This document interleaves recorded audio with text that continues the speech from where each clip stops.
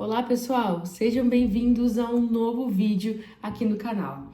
Eu sei que quem acompanha um pouco meus vídeos sabe que faz um tempinho que eu não posto nada por aqui, mas eu juro que é por um bom motivo. Isso porque nos últimos dias, no último mês, eu foquei bastante na leitura de um dos livros que eu mais tinha vontade de ler e também tinha muito receio ainda, né? Tô lendo, mas ainda tenho muito receio. Eu tô falando sobre A Divina Comédia, do Dante Alighieri, esse livro que eu sempre tive muita vontade e dessa vez eu resolvi embarcar, eu resolvi entrar fundo na história. Então, o que isso tem a ver com o vídeo de hoje? Isso porque, gente, pra eu entender melhor a Divina Comédia, eu resolvi ler um pouco, né, ler bastante, na verdade, sobre a biografia do escritor dela, que é o Dante, né? Então hoje, o vídeo de hoje é para falar sobre essa biografia que eu acabei de ler ontem, que é Dante, o poeta, o pensador, o político e o homem, escrito pela Barbara Reynolds. Então, pessoal, no vídeo de hoje a gente vai conversar sobre esse vídeo, sobre a biografia do Dante, ele que foi um dos grandes poetas da história da humanidade.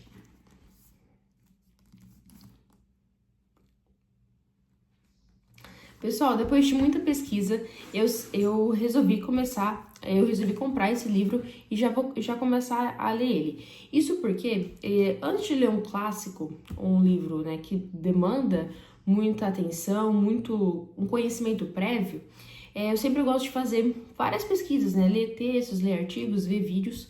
Porém, no caso da Divina Comédia, eu sempre tive muito receio, né, por várias questões, né, que envolvem a linguagem, o significado, o simbolismo. Então eu queria me aprofundar ainda mais no personagem, que foi um personagem da história, que é o próprio Dante, e na persona, né, no homem, que foi ele. E aí eu cheguei nesse livro aqui. Então, gente, eu vou contar para vocês hoje o que eu achei da biografia, o que a gente pode aprender, usar ela, né, para aprender na Divina Comédia. Vamos fazer aí uma resenha completa sobre os pontos principais que eu achei dessa biografia. Vamos começar então por o principal. Como que essa biografia é dividida? Nos primeiros, eu diria, 120 páginas, a autora, né, a Barbara Reynolds, ela vai contar basicamente os primeiros anos do Dante, desde quando ele nasceu, onde ele foi batizado, os filhos, ela fala um pouco, né, sobre os filhos, não muito, o pai, e logo ela já vai entrar na obra dele. Então, eu diria assim, que as primeiras páginas não é só sobre a Divina Comédia, né, já não entra nesse aspecto da Divina Comédia, mas sobre também outras obras que o Dante escreveu antes da Divina Comédia, e também um dos pontos principais que eu já queria entrar aqui com vocês, que é o exílio, né? Então, o exílio do Dante foi esse momento da vida dele que vai influenciar profundamente na Divina Comédia, vai influenciar o resto da vida dele, esse exílio que aconteceu. Então, eu vou explicar, baseado no livro, nas primeiras páginas ela já entra aí nessa questão que foi o exílio do Dante, porque realmente foi algo que marcou muito a vida dele. Então, de certa forma, o que aconteceu, pessoal? Naquela época, em 1265, por aí, a Itália, ela não era unificada igual é hoje, ela era dividida. Em Florença, onde o Dante nasceu e passou uma parte da vida dele, a Itália ela era dividida em duas facções. A gente tinha os guelfos, que era uma facção que apoiava mais o poder do Papa, e a gente tinha os gibelinos, que era uma outra facção que apoiava mais o poder do Império. Então a gente tinha duas facções, e essas duas facções aí que comandavam Florença na época. Porém, em um determinado momento, a facção dos guelfos aconteceu uma segunda divisão. E essa facção dos guelfos foi separada entre os guelfos brancos e os guelfos pretos. O Dante, ele fazia parte dos guelfos brancos, que segundo a história, né, segundo o livro, eram um pouco, os guelfos brancos, eles defendiam mais a Itália ser não tão governada pelos brancos, segundo o livro. Eles defendiam que o Papa não deveria ter tanto controle assim da cidade. Então, a Itália ela foi dividida, né, os guelfos brancos aí ficaram divididos, a Florença, na verdade, ficou dividida entre os guelfos brancos e os pretos. E o Dante fazia parte aí dos guelfos brancos.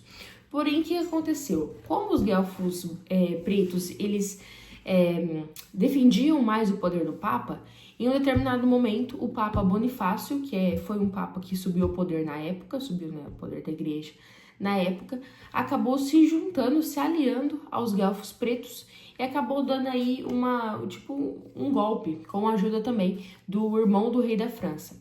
Aconteceu que os guelfos pretos tomaram completamente, junto com o Papa Bonifácio, o poder de Florença. E o Dante, na época, ele tinha ido para Roma para ajudar nas negociações com o próprio Papa, para não acontecer nada pior ainda. Porém, ele estava lá em Roma e Florença foi tomada, Florença foi sitiada pelos guelfos pretos, e o Dante, a partir daí, ele foi exilado e com pena que se ele pisasse novamente os pés em Florença, ele seria morto. Então ele foi exilado com pena de morte. E isso, assim, foi um golpe extremamente fatal para ele, né, de certa forma, porque o Dante, ele era extremamente apaixonado por Florença, pela cidade onde ele nasceu e cresceu até aquele momento da vida. Ele tinha a esposa e os filhos lá, né, em Florença. Então ele foi completamente exilado, ele não tinha mais para onde ir, ele ficou de certa forma perdido. Então a autora, nesses primeiros capítulos, ela vai explicar toda essa questão do exílio, vai falar sobre algumas cidades que ele passou. Então ele foi para Bolonha, ele foi para Ravenna, ele foi para Verona, ao longo, né, da vida dele, depois que ele foi exilado de Florença. Então a gente vai ter toda essa explicação. E por que eu tô falando isso, gente? Porque realmente essa parte do exílio dele é de extrema influência na Divina Comédia. Porque hoje eu tô na parte do purgatório, né, no momento. Mas assim, quando a gente passa pelo inferno, a gente tem várias personagens, né, que realmente existiram, né, nas lutas entre os guelfos brancos e os guelfos pretos, que o Dante coloca no inferno. Então tem muita questão desses personagens que ele conheceu em vida e que depois ele vai usar para sua obra. Então essa questão do exílio dele é realmente muito importante. E tem muito mais sobre isso que eu poderia falar. Tiveram guerras, o Dante participou de guerras, enfim, é bem complexo. E ela explica tudo isso aqui na biografia. Um outro ponto muito interessante que é abordado no livro é a forma em que a Divina Comédia foi escrita, que foi na linguagem, um dialeto toscano. Porque na época o latim era considerado aí a língua dos eruditos, das pessoas com alta cultura. E quando Dante ele vai escrever a Divina Comédia, ele decide não usar o latim, ele decide usar um dialeto toscano, que eles chamam de vernáculo, né? E isso porque ele achava que o vernáculo ele tinha tanto potencial, potencial de ser expressivo tanto quanto o latim. Isso é muito interessante, porque o Dante depois ele vai essa forma aí dele escrever, a linguagem que ele escreveu, depois ele vai ser aí considerado um pai da língua italiana, né? Então também ela vai explicar toda essa questão. Uma outra parte muito interessante é a explicação que eu fiquei muito confusa quando eu estava lendo Divina Comédia, principalmente o inferno, né? Como eu falei pra vocês, no momento eu tô no purgatório, mas no inferno como é a divisão, né? O círculo do inferno, como eles vão descendo no círculo, e toda essa, eu diria, essa geografia que o Dante fez, essa cosmologia. Ele era tão criativo que ele cria uma cosmologia, de certa forma, para cada um, né? Ele cria um para o inferno, um para o purgatório e um para o paraíso. E ela vai explicar essa divisão, quem tá em cada divisão. Isso já me leva ao segundo ponto. Porque ao longo do livro, a gente tem muitas figuras. Eu dividiria assim em 3 partes que mais aparecem. São figuras históricas, então a gente tem imperadores, a gente tem papas, a gente tem essas próprias pessoas, né, que são pessoas que o Dante conhecia na época, que ele escutava falar, que eram figuras históricas, ou essas pessoas que ele pode ter lutado junto em batalhas ou convivido aí na cena política. Então ele tem muito disso no livro. Figuras mitológicas, a gente tem muita mitologia. Então, toda essa mitologia grega, né, que é colocado no livro, vai ter essa explicação. E também personagens aí da própria família dele, né, porque tem um momento no paraíso que ele vai encontrar um ancestral dele, um antepassado dele. Então, tem toda essa questão. E isso é muito interessante porque o livro ele vai explicar bem profundamente, eu diria, todas essas figuras, né? Então, algumas vezes, se você tá lendo a Divina Comédia e você não tem um texto de apoio, você pode ficar muito perdido, porque são pessoas que às vezes você nunca ouviu falar e nunca mais vai ouvir falar, né? Então eu achei muito interessante da autora isso te colocar aí uma grande explicação por trás da obra, né, do Dante, da Divina Comédia, que é a obra principal dele, além das outras. Então, os personagens, a mitologia e, gente, uma parte bem interessante que eu gostaria de falar aqui é a explicação da Beatriz. Eu vou falar mais sobre isso no vídeo da Divina Comédia também, quando eu for fazer só da história da Divina Comédia. Mas aqui a gente tem toda também uma explicação de quem foi a Beatriz, né? Porque a Beatriz, ela foi aí um grande amor da vida do Dante, e ele pega ela, né, como inspiração também para escrever a Divina Comédia. Ela é um personagem celestial, literalmente celestial, né? E a gente tem uma explicação sobre a vida da Beatriz. Ela infelizmente morreu muito jovem, ela morreu com apenas 24 anos. Então a autora também fala de alguns possíveis momentos de encontro entre os dois.